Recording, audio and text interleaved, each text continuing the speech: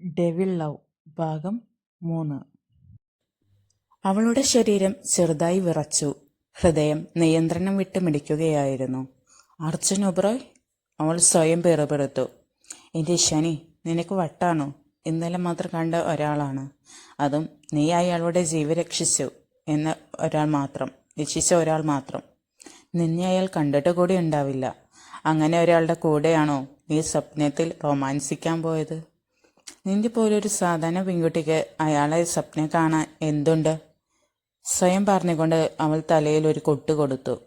അപ്പോഴേക്കും അവളുടെ phone bell മുഴങ്ങി. ഫോൺ എടുക്കാൻ നോക്കുമ്പോഴേക്കും കോൾ കട്ടായി. അതോടൊപ്പം ഫോൺ സ്വിച്ച് ഓഫ് ആയി. അയ്യോ, ചാർജ് തീർന്നോ? ഫോൺ ചാർജിലിട്ട ശേഷം അവൾ അടുക്കളയിലേക്ക് നടന്നു. ഇന്ന് അവൾ ലീവായിരുന്നു. ഇന്നലെ തന്നെ ഓഫീസിലേക്ക് മെയിൽ അയച്ചിരുന്നതിനാൽ ജോലിക്ക് പോകേണ്ടതില്ലായിരുന്നു. അടുക്കളയിലുണ്ടായിരുന്ന ബ്രെഡ് ടോസ്റ്റ് ചെയ്തതും കുറച്ച് നട്ട്സും ഒരു പാത്രത്തിലാക്കി.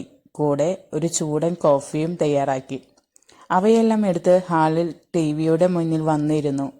കോഫി കുടിക്കുമ്പോഴും അവളുടെ മനസ്സിൽ ഇന്നലത്തെ സംഭവങ്ങൾ തന്നെയായിരുന്നു.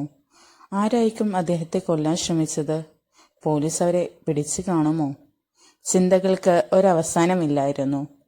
വലിയ ആളല്ലേ, ന്യൂസിലുണ്ടാവും. അങ്ങനെ പറഞ്ഞ് അവൻ ന്യൂസ് ചാനൽ വിളിച്ചു.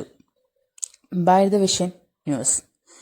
നമസ്കാരം, നിങ്ങൾ കാണുന്നത് ഭാരത വിഷൻ ന്യൂസ്. ഞാൻ രക്ഷ്മ. മുംബൈയിലെ പ്രമുഖ ബിസിനസ് ഗ്രൂപ്പായ ഒബ്രോയ് ഗ്രൂപ്പിന്റെ CEO അർജുൻ ഒബ്രോയ് ഗുരുതരാവസ്ഥയിൽ ആശുപത്രിയിൽ ചികിത്സയിൽ കഴിയുന്നതായി റിപ്പോർട്ടുകളുണ്ട്. ഇന്നലെ രാത്രി മുംബൈയിലുണ്ടായ ദുരൂഹ ആക്രമണത്തെ തുടർന്നാണ് അദ്ദേഹത്തെ ആശുപത്രിയിൽ പ്രവേശിപ്പിച്ചത്. നിലവിൽ അദ്ദേഹത്തിന്റെ ആരോഗ്യനില തൃപ്തികരമാണെന്ന് ആശുപത്രി അധികൃതർ അറിയിച്ചു. സംഭവത്തിന്റെ പിന്നിൽ ആരാണെന്ന കാര്യത്തിൽ ഇതുവരെ വ്യക്തത ലഭിച്ചിട്ടില്ല.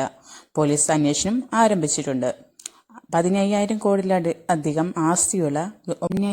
കോടിയിലധികം ആസ്തിയുള്ള ഒബ്രോയ് ഗ്രൂപ്പിന്റെ തലവനായ അർജുൻ ഒബ്രോയുടെ ആരോഗ്യാവസ്ഥയെക്കുറിച്ച് ബിസിനസ് ലോകവും ഓഹരി വിപണിയും ആശങ്കയോടെ ഉറ്റുനോക്കുകയാണ്.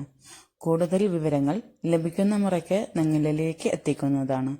ക്യാമറമാൻ രാജുവിനൊപ്പം രേഷ്മ നായർ, ഭാരത വിഷൻ ന്യൂസ്, മുംബൈ. ന്യൂസ് കേട്ടപ്പോൾ ഇഷാനിയുടെ നെഞ്ച് ഒന്ന് പിടഞ്ഞു. അറിയാതെ തന്നെ അവളുടെ വിരലുകൾ കോഫി മഗ്ഗിൽ മുറുകെ പിടിച്ചു. എന്തുകൊണ്ടോ അവന്റെ കാര്യം കേൾക്കുമ്പോൾ മനസ്സിൽ ഒരു ഭയം നിറയുന്നുണ്ടായിരുന്നു. അതേസമയം മുംബൈ നഗരത്തിന്റെ മറ്റൊരു ഭാഗത്ത് ഒരു വലിയ ബംഗ്ലാവിനുള്ളിൽ ശബ്ദങ്ങൾ മുഴങ്ങുകയായിരുന്നു. ചില്ലുകളുടെ കഷ്ണങ്ങൾ നിലത്ത് ചിതറിക്കിടക്കുന്നു. ടിവിയും വില കൂടിയ ഗ്ലാസ് അലങ്കാര വസ്തുക്കളും എല്ലാം തകർന്നു കിടക്കുകയായിരുന്നു. ആ നാശത്തിനിടയിൽ ഒരു ചുവന്ന കണ്ണുകളോടെ നിൽക്കുകയായിരുന്നു രുദ്രൻ ഒബ്രോയ്.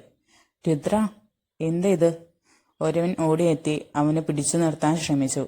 എനിക്ക് വട്ടാണ് കേട്ടോ, എനിക്ക് വട്ടാണ്, രുദ്രൻ അലറി. ആ വട്ട് മാറണമെങ്കിൽ അവൻ മരിക്കണം. ആ അർജുൻ ഒബ്രോയ് മരിക്കണം. എടാ, അവൻ നിന്റെ ഏട്ടനാണ്. അത് കേട്ടതും രുദ്രന്റെ മുഖം വലിഞ്ഞു മുറുകി. അവൻ മുന്നിലുണ്ടായിരുന്നവന്റെ ഷർട്ടിൽ കുത്തിപ്പിടിച്ചു. ഏട്ടനോ? അവൻ പുച്ഛത്തോടെ ചിരിച്ചു. അവൻ ഉള്ളതുകൊണ്ട് എനിക്ക് ആ വീട്ടിൽ ഒരു വിലയുമില്ല. എന്തിന്? നിരഞ്ജൻ ഏട്ടൻ പോലും അവൻ പറയുന്നത് മാത്രമേ കേൾക്കൂ. എല്ലാവരും പറയും, അർജുനെ കണ്ടു പഠിക്ക്, അർജുനെ പോലെ ആക്, അർജുൻ ഇത് ചെയ്തു, അർജുൻ അത് ചെയ്തു. ഓർമ്മ വെച്ച നാൾ മുതൽ കേൾക്കുന്നതാണ് ഈ പല്ലവി. അവന്റെ കണ്ണുകളിൽ വർഷങ്ങളായുള്ള വിഷമവും വെറുപ്പും കത്തുകയായിരുന്നു.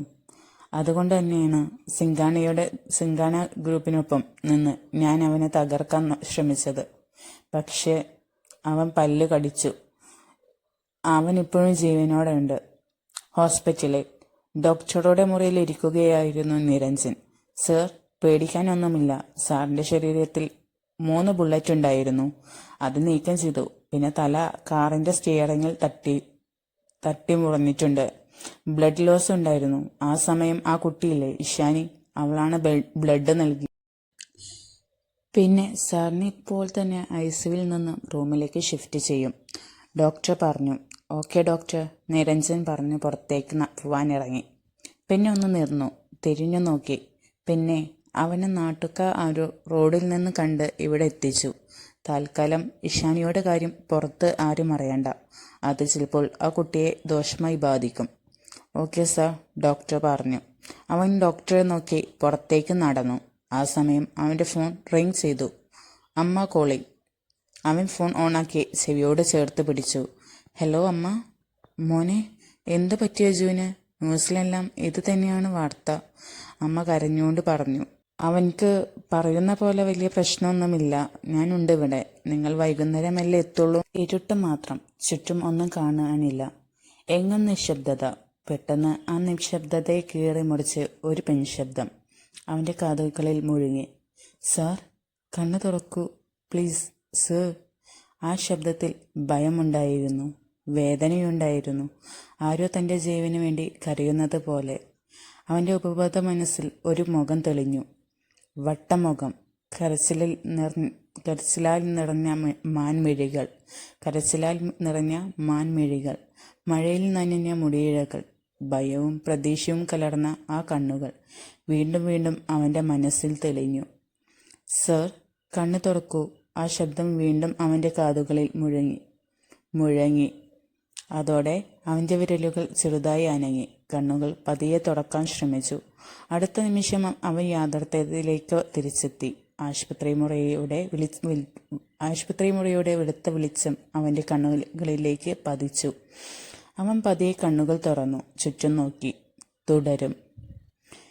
ഈ സ്റ്റോറി ഇഷ്ടപ്പെടുകയാണെങ്കിൽ ലൈക്ക് ചെയ്യുക, ഷെയർ ചെയ്യുക, കമൻറ്റ് ചെയ്യുക, സബ്സ്ക്രൈബ് ചെയ്യുക.